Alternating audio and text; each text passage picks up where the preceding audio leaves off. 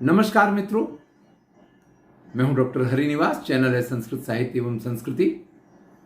हमने निश्चय किया था कि हितोपदेश के साथ भक्तों की कथाएं भी अवश्य सुना करेंगे, क्योंकि वो भी हमारे जीवन के लिए शांति और जो जीवन का वास्तविक लक्ष्य है उसकी प्रेरणा देने वाली होती हैं। आज सातवीं भक्ति अगर तुलसीकृत रामायण के अनुसार लें तो सातम मोहिमय सब जग देखा, मोते अधिक संत करे लेखा, ये सातवीं भक्ति है। यानी समस्त संसार में मुझको ही देखना और मुझसे भी अधिक संतों को सम्मान देना, ये सातवीं भक्ति तुलसीदास जी ने लिखी है। चलिए, एक भक्त हुए हैं महाराष्ट्र के विशोबा, इनकी कथा आज हम आपको सुनाते हैं। पंढरपुर ये बड़ा ही प्रसिद्ध स्थान है। भगवान पंढरीनाथ की ये भूमि है। वहां से कुछ 50 कोस दूर पर एक प्रसिद्ध शिव क्षेत्र है, नाम है नागनाथ। यह ब्राह्मण कुल में विशोबा का जन्म हुआ, लेकिन इनके यहां व्यवसाय हुआ करता था सराफे का, जिसको आप जानते हैं कि सुनार बोला जाता है, सोना बनाना। बड़ी पैसेदार, संपत्तिदार अपने क्षेत्र की यह पार्टी हुआ करती थी। गृहस्थ जीवन, पत्नी भी उतनी ही धार्मिक, ये भी व्यवसाय से सराफ थे, लेकिन स्वभाव से पूरी तरह से ब्राह्मण थे। बड़े आनंद से जीवन चल रहा था। हुआ क्या कि नित्य प्रति भगवान का नाम जप करना, भगवान की प्रार्थना करना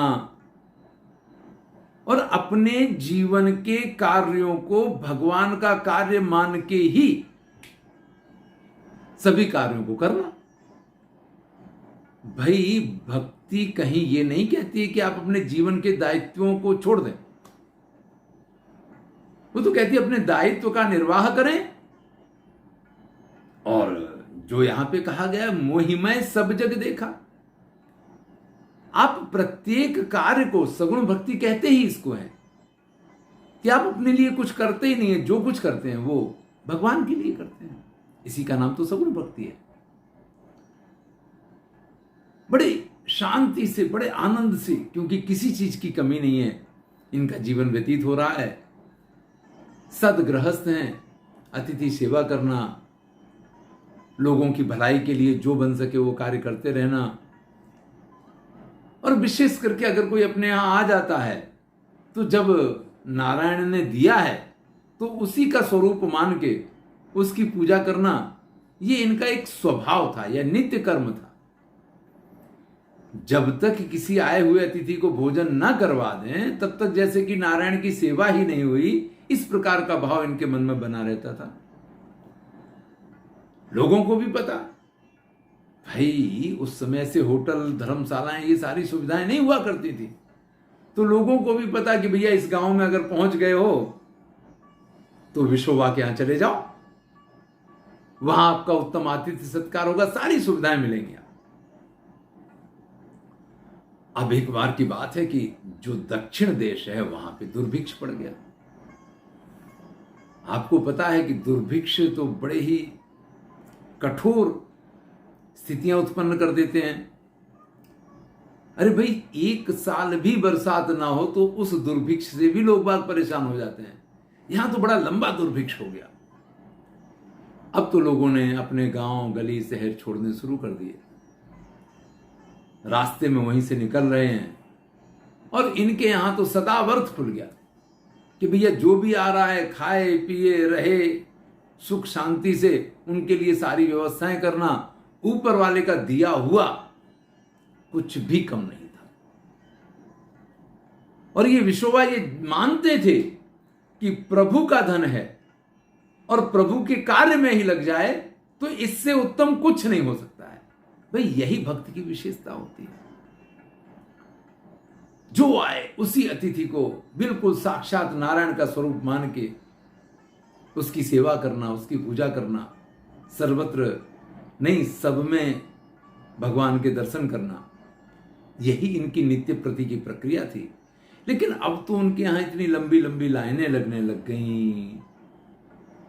भैया कुबेर का भी खजाना हो ना, नित्य प्रति अगर लुटाया जाए तो एक दिन वो भी खत्म हो जाता है। हमारे यहां शास्त्र ये कहते हैं कि आपको दान करना चाहिए, लेकिन सर्वस्व दान या तो हरिश्चंद्र ने किया, बहुत कम लोग कर पाते हैं। हां, मेरा सब कुछ भरा रहे और 10% में गुरु को दे दूं या 10% में धर्म कार्य में लगा दूं, इस प्रकार के निर्णय तो लोग कर लिया करते हैं। अब 90% हमारे पास रहे, 10% हम लगा दें तो उसमें कभी भंडार खाली नहीं होते हैं। आप 90% लगा दें, 10% भी अपने पास बचा लें तो भी अपने लिए कुछ हो सकता है। लेकिन यहां तो कोई परसेंटेज था ही नहीं। यहां तो प्रभु की संपत्ति प्रभु के कार्य में आ रही है। और एक दिन ऐसा आया कि जब इनके पास कुछ नहीं बचा, कुछ नहीं बचा, इसका तो कोई दुख है ही नहीं। लेकिन अब अगर संतों की कोई मंडली आ जाती है, अब अगर कोई अतिथि आ जाता है, तो नारायण का नाम लेकर के आया हुआ दरवाजे से कोई व्यक्ति खाली हाथ या भूखा चला जाए, ये विशोबा को सहन नहीं हो रहा है। बड़ी अंदर से पीड़ा होती है, बड़े हाथ पैर मारे कि कहीं से कुछ धन एकत्रित हो जाए, किसी प्रकार से लोगों की सेवा कर पाए। लेकिन सबने जान लिया कि भैया इनको तो धन देना यानी धन लुटाना है, ये तो लोगों के आतिथ्य सत्कार में सब खत्म कर देंगे। ये थोड़ी धंधे व्यवसाय के लिए ले रहे हैं कि जिससे इनको अपना धंधा व्यवसाय बढ़ाना है। तो कोई भी इनको धन देने के लिए तैयार नहीं। अब पड़ोस का एक गांव था, थोड़ी दूर पे, वहां एक पठान रहा करता था। ये उस पठान के पास पहुंचे और उस पठान से कहा कि मुझे थोड़े से धन की आवश्यकता है। पठान इनके नाम को अच्छी तरीके से जानता था, बहुत बड़ी इनके नाम की शाख है, इसलिए पठान ने बिना कुछ सोच विचार किए एक उस जमाने में रुक्का लिखवाया जाता था, रुक्का लिखवाया और इनको धन दे दिया। ये धन लेके आए और जो संत इनके यहां आए हुए थे उन सबकी सेवा शुश्रूषा और उनका आतिथ्य सत्कार। भाई वो धन भी कितने दिन चलने वाला है। जब इनके पास अखूट भंडार थे सराफे के व्यवसाय के कारण, जब वो इन्होंने खाली कर दिए तो ये धन तो कितने दिन तक इनका साथ दे सकता था। इधर पठान को वादा किया था कि कुछ समय में आपका धन वापस दे देंगे। पठान का समय तो नहीं हुआ था, लेकिन आसपास के गांव वालों ने जाके पठान से कहा कि आपने धन दिया है विशोबा को। उन्होंने कहा हाँ भाई, उनके जैसे व्यक्ति को तो कोई भी देने को तैयार हो जाएगा। बोले अब विशोबा सराफ नहीं है, अब तो विशोबा का मगज जो है ना, दिमाग जो है वो कहीं खिसक गया है। वो बस लोगों की सेवा दिनचर्या और उसी में आतिथ्य सत्कार, इसी में अपना समय बर्बाद करता है। जब से दक्षिण में दुकाल पड़ा है, दुर्भिक्ष पड़ा है, सब लोग उसी के यहां आकर के अड्डा जमा के रहते हैं और वो अपना पूरा धन उसी पर लुटा चुका है। अब तो पठान को चिंता हुई मेरे धन का क्या होगा। पठान जाकर के पहुंच गया, विशोबा मुझे मेरा धन वापस चाहिए। विशोबा ने कहा कि भाई मैंने आपसे वादा किया था कि इतने समय के बाद दे दूंगा, वो समय तो हो जाने दो।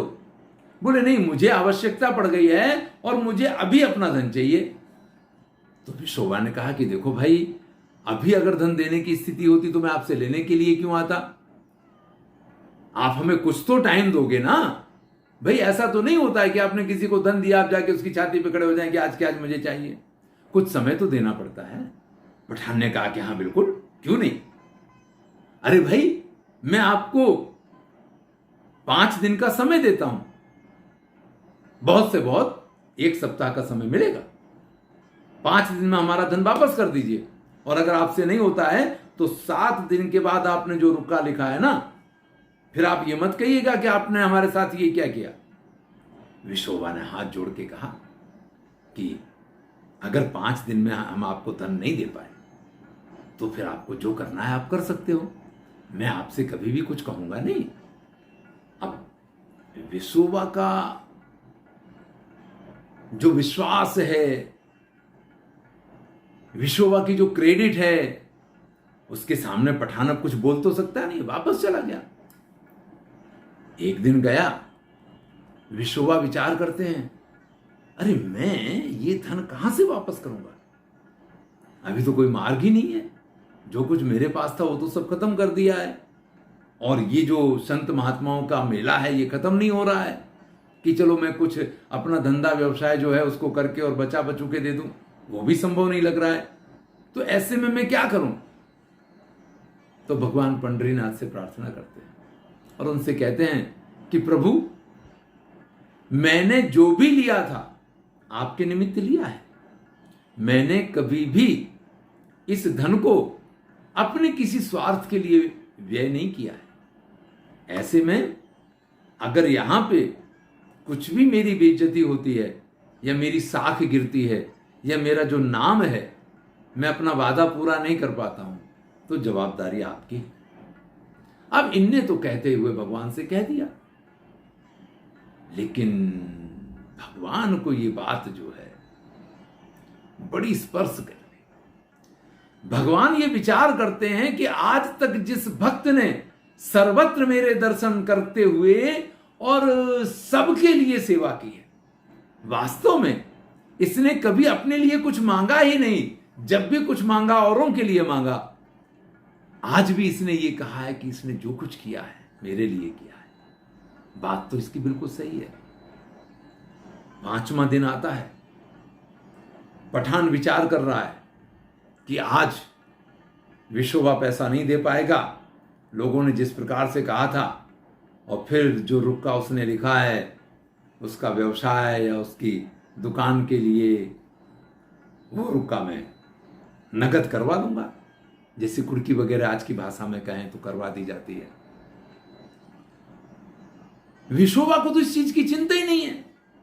विशोबा तो कह चुके थे कि अगर समय पे मैं धन नहीं दे पाया तो आप ऐसा कर लेना, लेकिन जो उस ऊपर वाले का विश्वास करता है ना, उसका विश्वास कभी नहीं टूटता है।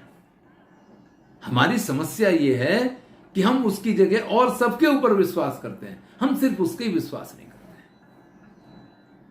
हैं। विशोबा तो भगवान से प्रार्थना करने के बाद कि जो कुछ करना है आपको करना, आप जानो आपका काम जाने, अगर आपको यही मंजूर है कि हमारी दुकान चली जानी चाहिए तो मुझे उसमें भी कोई हर्जा खर्चा नहीं है, आपकी मर्जी, जैसे राखे साईं वैसे ही खुश रहे, मुझे कोई चिंता। विशोबा तो प्रार्थना करने के बाद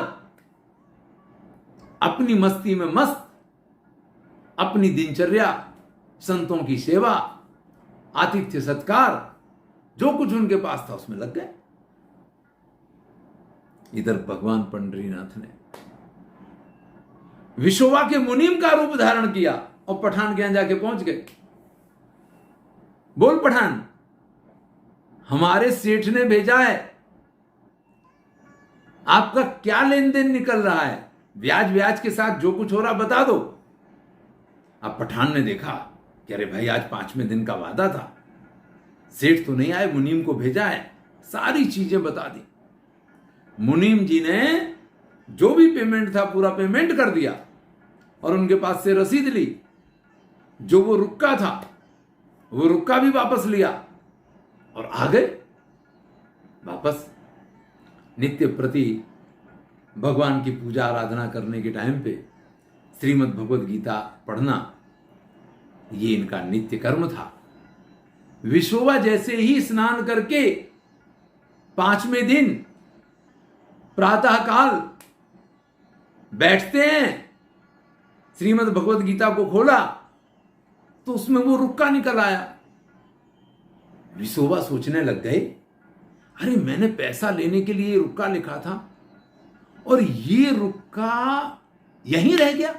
अरे ये तो पठान के पास होना चाहिए ना, मैंने उसको धन नहीं दिया है, मैं उसको धन नहीं दे पाऊंगा, तो इस रुक्के के आधार पे ही तो उस अपना पैसा वसूल कर सकता है। और ये रुक्का, बड़ी गड़बड़ हो गई। अरे भाई, पठान समझेगा कि मैंने बेईमानी की है, लेकिन मुझे नहीं पता है कि ये रुक्का कैसे ये मेरे इसके अंदर रह गया है।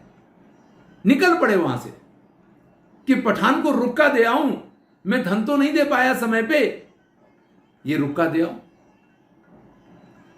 अब रुक्का लेकर के गए, पठान के पास पहुंचे, पठान से कहा, पठान भाई मैंने वादा तो किया था, आज 5वां दिन है, शाम का समय हो गया, मैं आपका धन वापस नहीं दे पाया, ये रुक्का ले लो और आपको जो करना वो करो।